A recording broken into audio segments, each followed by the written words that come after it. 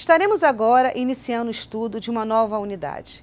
Aproveitem para refletir sobre o assunto e não se esqueçam de realizar os exercícios. Fundamentos educacionais. Em nossa segunda unidade, vamos estudar os fundamentos básicos para a sustentação de uma gestão que defina as diretrizes que nortearão as atividades escolares de forma integrada. Para se obter uma gestão escolar integrada, deve-se envolver atividades de mobilização, de motivação e de coordenação. Isso implica colocar em ação os elementos do processo organizacional: planejamento, organização, controle e avaliação, de forma integrada e articulada. Assim, o gestor é a figura que deve possuir liderança no clima de organização da escola, que pressupõe a liberdade de decidir no processo educativo e não nos gabinetes burocráticos. Ser um bom gestor é ser paciente, participativo, democrático, demonstrar interesse pelo trabalho da equipe, estar atento aos momentos das tomadas de decisões em prol de um bem comum. Para criar um caminho significativo que favoreça e fundamente a construção de uma gestão escolar integrada, podemos atender aos ideais de uma comunidade interna e externa. Planejamento. O gestor tem que ter conhecimento sobre a importância do planejamento. Caro aluno, estar atento à questão do planejamento, dando ênfase ao nível de importância que se estabelece dentro do sistema educacional, é um fator primordial para uma gestão de sucesso. Saber motivar a equipe para que se tenha um excelente resultado faz parte da função do gestor. Para que possamos entender o processo democrático, temos que rever o inicial da questão do planejamento. Como foi que ocorreu o processo? Planejamento como princípio prático. Esta primeira concepção está relacionada à tendência tradicional da educação, em que o planejamento era feito sem preocupação de formalização, basicamente pelo professor, e tendo como horizonte a tarefa de ser desenvolvida em sala de aula. Os planos eram apontamentos feitos em folhas, fichas, cadernos, a partir das leituras preparatórias para as aulas. Uma vez elaborados, eram retomados cada vez que ia dar aquela aula, de novo, servindo por anos e anos. Alguns manuais didáticos chegavam a sugerir duas categorias de organização: os objetivos e as tarefas. Todavia, a preocupação estava centrada na tarefa, entendendo-se que os objetivos estavam nelas inseridos. O planejamento pedagógico do professor, no sentido tradicional, a rigor, não era bem planejamento. Era muito mais um estabelecimento de roteiros que se aplicaria, fosse qual fosse a realidade. Sabemos de casos em que professores deixavam de dar aulas por estarem sem seus apontamentos. Folclore à parte. O que queremos destacar é que o plano era objetivamente uma referência para o trabalho do professor. Estava presente em sala de aula e servia de guia para a sua ação. Um gestor com uma visão pedagógica tem condições de avaliar e redimensionar esse processo, tão arcaico, além de orientar a sua equipe quanto à questão do próprio planejamento. A responsabilidade do gestor é tamanha. Tudo que der certo é pontuado e tudo que der errado também. É responsável tanto pelos acertos como pelos erros da equipe. O sucesso depende do esforço do grupo e cabe ao gestor impulsionar esse processo.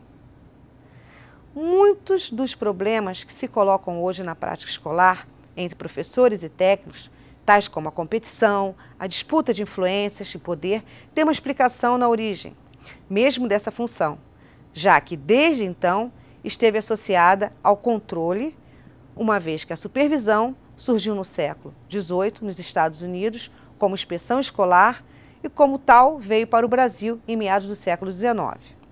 Nos anos 70, no século seguinte, ganhou força o contorno legal num ambiente nada favorável.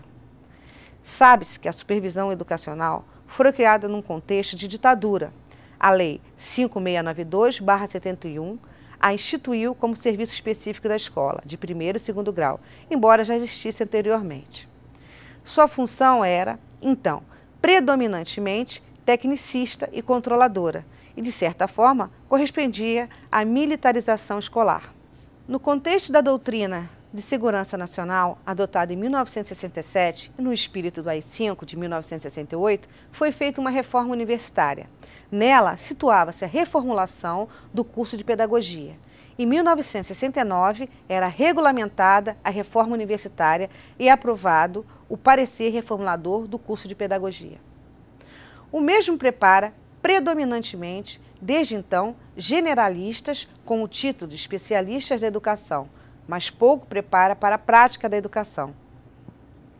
A introdução da supervisão educacional traz para dentro da escola a divisão social do trabalho no campo pedagógico, ou seja, a divisão entre os que pensam, decidem, mandam e se aproximam dos frutos, e os que executam, uma vez que até então o professor era o ator e autor de suas aulas, sendo que a partir daí, entre ele e o seu trabalho, passa a colocar-se a figura do técnico. O saber do professor foi sendo paulatinamente desvalorizado, levando-o a uma perda de confiança naquilo que fazia. Paralelamente, criou-se um mito em torno do planejamento, como se planejar levasse necessariamente a acontecer. O fato de se ter feito um bom plano garantia automaticamente uma boa prática pedagógica. A autonomia implica também responsabilidade e comprometimento com as instituições, que representam a comunidade, conselhos de escola, associações de pais e mestres, grêmios estudantis, entre outros, para que haja participação e compromisso de todos. Depois de tantos posicionamentos, temos que visualizar a necessidade de ter uma gestão democrática para administrar todo o processo, saber dirigir e, ao mesmo tempo, valorizar os profissionais que atuam em sua escola. Saber manter a confiança na equipe em prol de uma educação de qualidade. Planejamento participativo. Esta nova forma de se encarar o planejamento é fruto da resistência e da percepção de grupos de educadores que se recusaram a fazer tal reprodução do sistema e foram buscar formas alternativas de fazer educação e, portanto, de planejá-las. O saber deixa de ser considerado como propriedade de especialistas, passando-se a valorizar a construção, participação, o diálogo, o poder coletivo local, a formação da consciência crítica a partir da reflexão sobre mudança. Tem como objetivo a transformação das relações de poder autoritárias e verticais, em relação igualitárias e horizontais, de caráter dialógico e democrático. A gestão escolar integrada constitui uma dimensão importantíssima da educação, uma vez que, por meio dela, observa-se a escola e os problemas educacionais, globalmente, e se busca abranger pela visão estratégica e de conjunto, bem como pelas ações interligadas, tal como uma rede, os problemas que de fato funcionam de modo interdependente. Planejar é, portanto, conhecer a escola e suas fragilidades. É preciso ter competência e tirar proveito das possibilidades que surgem para se definir os objetivos almejados. É necessário utilizar de estratégias que vislumbrem êxito. Estas são resultados de um conjunto de decisões tomadas com perspectivas de norteadora, o gestor e a comunidade escolar. Esse momento gera reflexão sobre o que devemos saber sobre planejar. Pensar em conjunto nas estratégias de planejamento e organizações pedagógicas para melhorar o desempenho dos alunos é uma das funções de uma gestão democrática. Gestão administrativa, em geral, dá origem a certos princípios e métodos aplicáveis na organização escolar. Entretanto, essa experiência está mais ligada à organização das empresas industriais, comerciais e de serviços de modo geral, o que expressa a diferenciação entre a organização administrativa das empresas e o sistema de organização e de gestão escolar. A organização escolar refere-se aos princípios e os procedimentos relacionados à ação de planejar o trabalho da escola, racionalizar o uso dos recursos, que são os materiais financeiros, intelectuais, e coordenar e avaliar o trabalho das pessoas, tendo em vista a consecução de seus objetivos.